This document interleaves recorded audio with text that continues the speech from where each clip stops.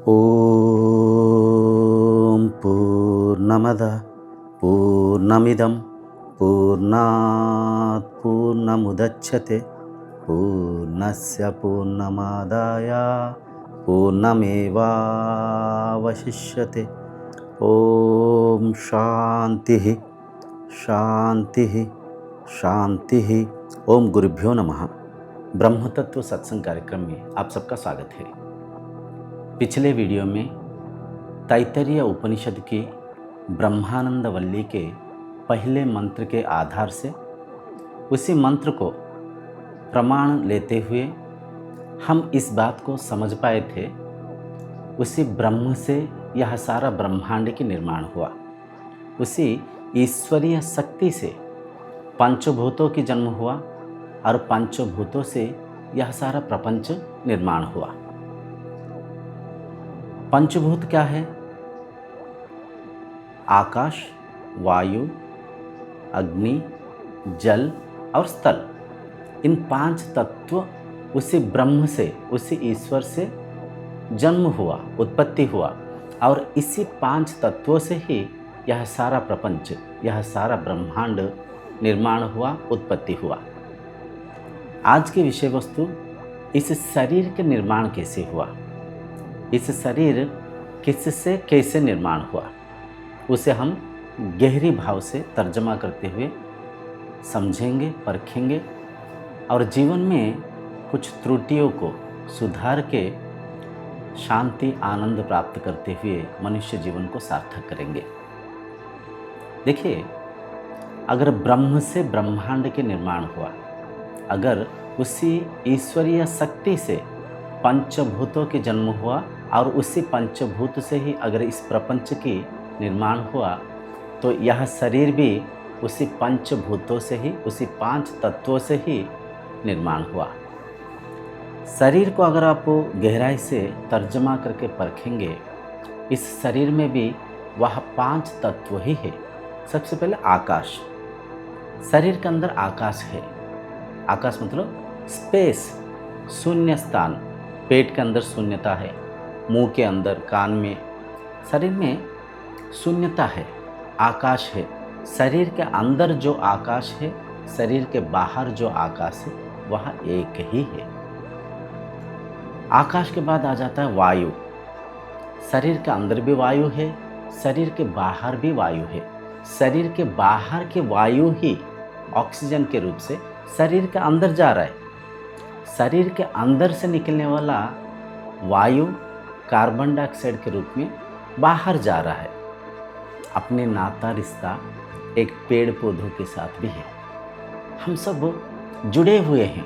अपने संबंध को, अपने संपर्क को हम पहचान नहीं पाते, तो अपने नाता रिश्ता एक पेड़ पौधों के साथ भी है।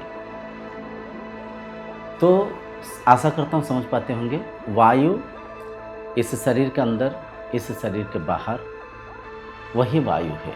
तो शरीर में वायु है। वायु के बाद आ जाता है अग्नि। शरीर के अंदर जठराग्नि है। जिस जठराग्नि से खाना पचता है, ब्लड सर्कुलेशन हो रहा है, तो उससे भी उष्ण उत्पत्ति होता है, गर्मी उत्पत्ति होता है। शरीर के अंदर आग है, अग्नि है। शरीर के बाद भी, मतलब शरीर के बाहर भी वही अग्नि ही है। अग्नि एक है। अग्नि के बाद आ जाता है जल। जल, शरीर में जो जल है, शरीर के बाहर भी वही जल है। शरीर के बाहर से ही जल शरीर के अंदर जा रहा है। शरीर के अंदर से जल विसर्जक क्रिया के द्वारा शरीर के बाहर जा रहा है। तो जल जल है, चाहे शरीर के अंदर हो, चाहे शरीर के बाहर हो। इंसान के जो शरीर है, 70% जल इस शरीर में है। तो शरीर 70% जल से बना हुआ है। तो जल भी शरीर के अंदर है। जल के बाद आ जाता है पृथ्वी तत्व। पृथ्वी तत्व, इस शरीर के अंदर जो पृथ्वी तत्व है या तो मिट्टी तत्व है, शरीर के बाहर जो मिट्टी तत्व है वह एक है, वह अभिन्न है, वह अद्वैत है। जब शरीर जन्म हुआ था, इसी मिट्टी तत्व से ही जन्म हुआ था। आइए इसे हम गहराई से परखेंगे। आप जो भी भोजन को खाते हैं, भोजन को खाने से पहले भोजन आपसे अलग दिखाई देता है, आप मान रखे हैं, परंतु उस भोजन को खाने के बाद वह भोजन ही इस शरीर के रूप में परिवर्तन हो जाता है। एक एप्पल को खाने से पहले एप्पल को अलग से आप पहचानते हैं, मानते हैं, दिखाई देता है, परंतु उस एप्पल को खाने के बाद वह एप्पल ही इस शरीर में जाके मिल जाता है, शरीर बन जाता है, शरीर हो जाता है। आप जो भी अन्न को खाते हैं, वह अन्न पेट में जाके पीसा जाता है, पिसता है। वह अन्न पीस के उस अन्न से रस की उत्पत्ति होता है, रस बनता है, रस से रक्त बनता है, रक्त से मांस बनता है, मांस से मेद बनता है, मेद से हड्डियाँ बनता है, हड्डियों के बीच में मज्ज बनता है, मज्ज से वीर्य बनता है, और अंडाणु शुक्राणु के मिलन से जाइकोट के निर्माण होता है। उसी वीर्य से ही संतान के निर्माण होता है। तो आशा करता हूँ आप इस बात को समझ पाते होंगे। अन्न ही वीर्य के रूप में, संतान के रूप में निर्माण हो रहा है, और वह नवजात शिशु भी अन्न को खाकर ही वृद्धि होता है, जीवन को जीता है। इसी वजह से इस शरीर को अन्नमय कोशा बोला गया। अन्नमय कोशा, अन्नमय मतलब शरीर के हर एक कण अन्न से बना हुआ है, औषधि से बना हुआ है। शरीर के प्रत्येक अंग प्रत्यंग, प्रत्येक कण कणिका अन्न ही है। अन्न कहाँ से आ रहा है? प्रकृति से आ रहा है। तो प्रकृति से जो अन्न आ रहा है, उसी अन्न से ही शरीर के निर्माण हो रहा है, और उसी अन्न को खाकर ही शरीर जीवित रह पाता है, इस संसार में परिचालन हो रहा है। तो शरीर अन्न है। आशा करता हूँ यहाँ पे आप एक बात को गहराई से परख पाते होंगे। शरीर प्रकृति है, शरीर प्रकृति है।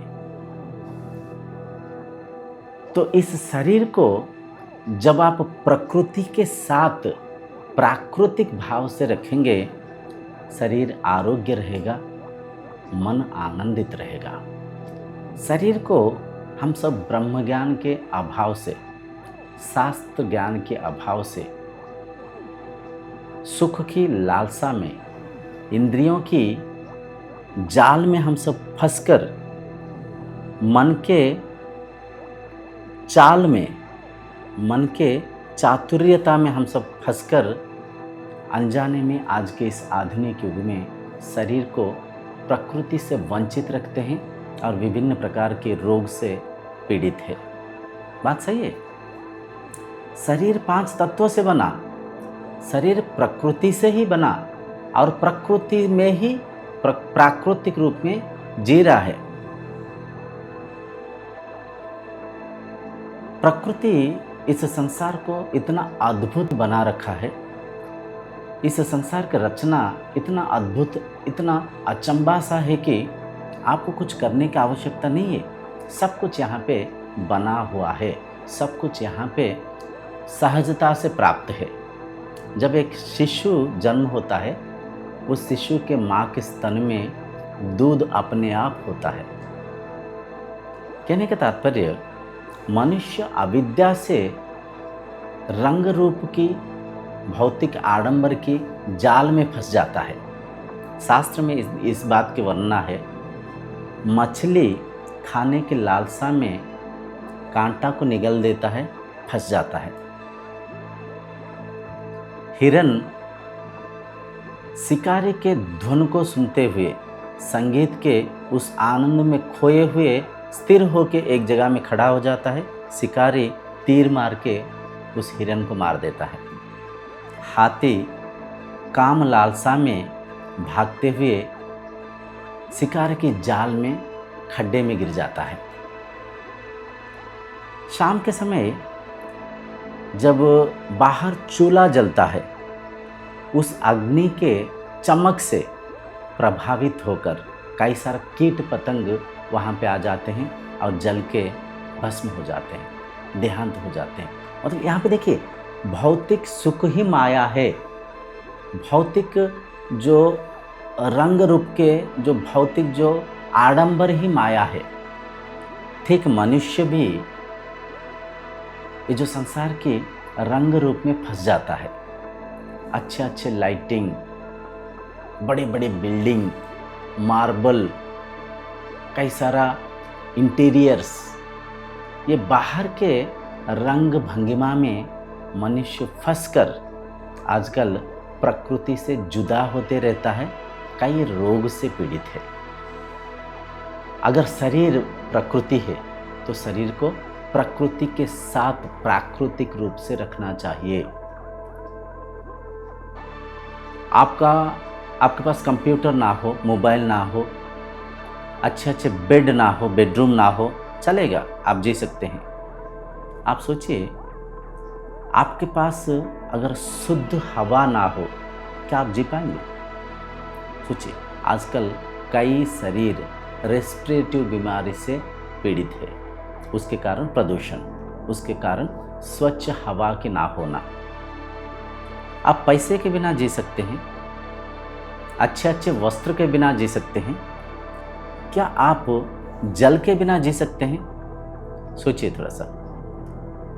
तो मनुष्य आडंबर में आजकल कई सारे फिल्टर को रख के जल के जो प्राकृतिक तत्वों को भी दूषित कर रखा है।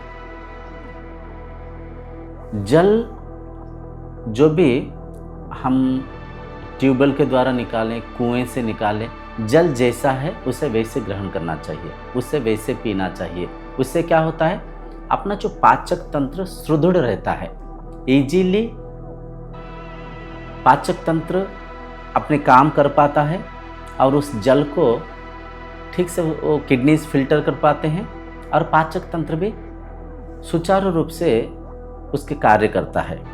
लेकिन हम सब जल को फिल्टर करते हुए अपने जो डाइजेशन सिस्टम को बड़ा वीक कर रखे हैं। थोड़ा सा दूषित जल कहीं पे पी लिया तो शरीर पीलिया से पीड़ित हो जाता है, दौंडिश पकड़ लेता है। तो कहने का तात्पर्य, हम भौतिक आडंबर में इस बात को परख नहीं पाते, समझ नहीं पाते, यह शरीर प्रकृति है। इस शरीर को प्राकृतिक रूप से रखना चाहिए, तभी शरीर आरोग्य रहेगा, मन आनंद में रहेगा। आज के इस आधुनिक युग में हम कई सारे आडंबर को भोगने के लालसा में इंद्रियों को अस्थिर करके, मन को चंचल व्याकुल करके बहुत कम दिन में देहांत हो जाते हैं। बात सही है? देखिए, शरीर के उम्र को हम जन्म तिथि से लेके गिनते रहते हैं। इनकी उम्र 50 साल, उनकी उम्र 30 साल, इनकी उम्र 25 साल, इससे हम उस जन्म तिथि को आधार करते हुए परखते हैं। परंतु सत्य यह है, शरीर के जो क्षमता को देखते हुए, शरीर के जो अंग प्रत्यंगों को देखते हुए, शरीर के जो सुदृढ़ता को देखते हुए उम्र को परखना चाहिए, उम्र को गिनना चाहिए। अगर आप प्रकृति के साथ प्राकृतिक भाव से रहेंगे, प्रकृति से मिलती हुई भोजन को बिन पकाए खाएंगे, साधारण जल को पिएंगे, पेड़ पौधों के बीच में रहेंगे, बारिश में भीगेंगे, धूप में चलेंगे, तो आप 100 साल से अधिक जिएंगे, 100 साल से अधिक।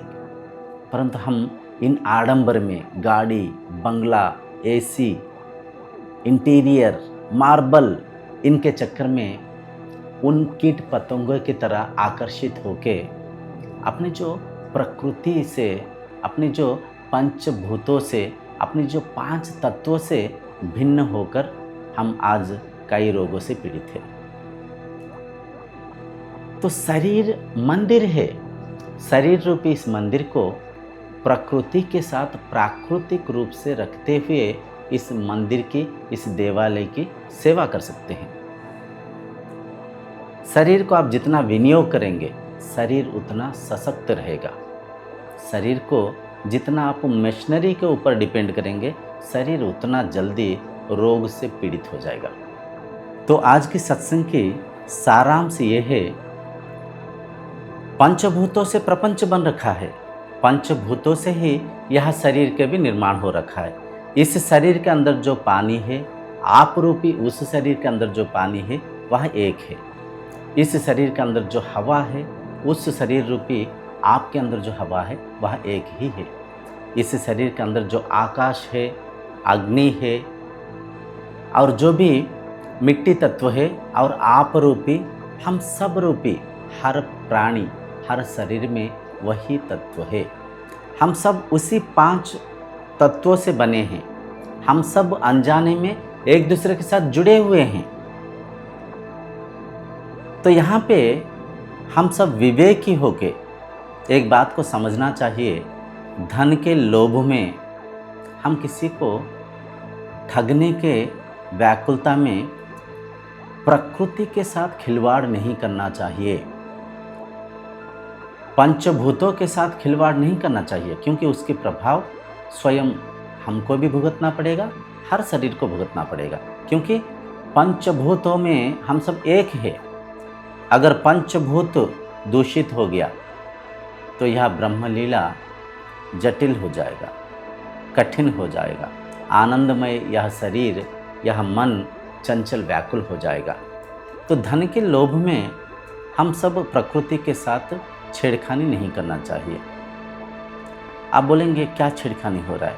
हम सबको पता है, खाद्य पदार्थों को खेत में उगाते समय खाद को नहीं डालना चाहिए, रासायनिक खाद को नहीं डालना चाहिए। प्रिजर्वेटिव फूड बना के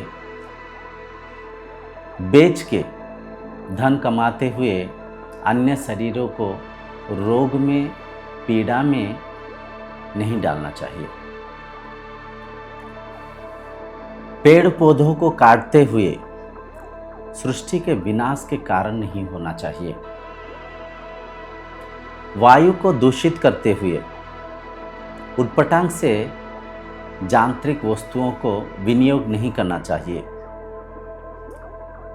तो हर एक शरीर अगर इस बात को समझें, एक दूसरे को अगर हम ब्रह्म भाव से देखें, क्योंकि प्रकृति में जो भी प्रभाव पड़ता है उसे हर कोई भोगना पड़ता है। कोरोना वायरस कहाँ पे, चाइना में कहीं पे उत्पत्ति हुआ, पूरा संसार को पीड़ित कर दिया। हम सब इस बात को अनुभव कर रखे हैं। तो प्रकृति के साथ कभी भी खिलवाड़ नहीं करना चाहिए, पंचभूतों को कभी छेड़ना नहीं चाहिए। धन के लोभ में हम संसार के विनाश के कारण नहीं होना चाहिए। और इसे कोई समझे या ना समझे, आप विवेकी होकर समझिए। शरीर अन्नमय कोशा है, शरीर अन्न ही है, शरीर प्रकृति है। तो इस शरीर को प्राकृतिक रूप से प्रकृति के साथ जोड़ के रखिए, खान पान में संयमता रखिए, पेड़ पौधों के बीच में घर बनाइए, जल को जैसे है प्राकृतिक रूप से ग्रहण करिए। आप देखेंगे आपके उम्र दिन प्रतिदिन कम होते जाएगा, आपके मुंह में निखार आएगा, आपका शरीर आरोग्य रहेगा, मन शांत रहेगा, मन साधना में लग पाएगा, शरीर आसन में टिक पाएगा। आनंद ही आनंद है। आपको ना रोग से पीड़ित होना पड़ेगा, ना कहीं पे डॉक्टरों को फीस हजारों लाखों देना पड़ेगा। शरीर को अगर प्रकृति के साथ आपको प्राकृतिक रूप से रखेंगे, ना रोग व्याधि होगा, ना कोई खर्चा होगा। हम अनजाने में पैसा खर्चा करते हुए शरीर को बिगाड़ रहे हैं। उल्टा सीधा चीज़ें खाना, उल्टा सीधा चीज़ें करना, प्रकृति से डिटैच होते हुए कहीं शरीर मतलब जीवन यापन करना, ऐसे पैसा खर्चा करते हुए शरीर को बिगाड़ रहे हैं, आरोग्य की हनन पतन कर रहे हैं और पैसा को भी खर्चा कर रहे हैं। तो यहाँ पे देखिए 2 फायदे हैं। एक तो आपका पैसा का भी बचत होगा, शरीर भी आरोग्य रहेगा, संसार के आनंद में आपकी सहायता होगा। आशा करता हूँ इन तमाम बातों को आप समझ पाते होंगे। इन्हें जीवन में आचरण करिए, निहायते सारा संसार और एक बार शुद्ध हो जाएगा, स्वच्छ हो जाएगा, आनंदमय हो जाएगा। आज के सत्संग को यहीं पे विराम देंगे। ओम शांतिर्भवतु।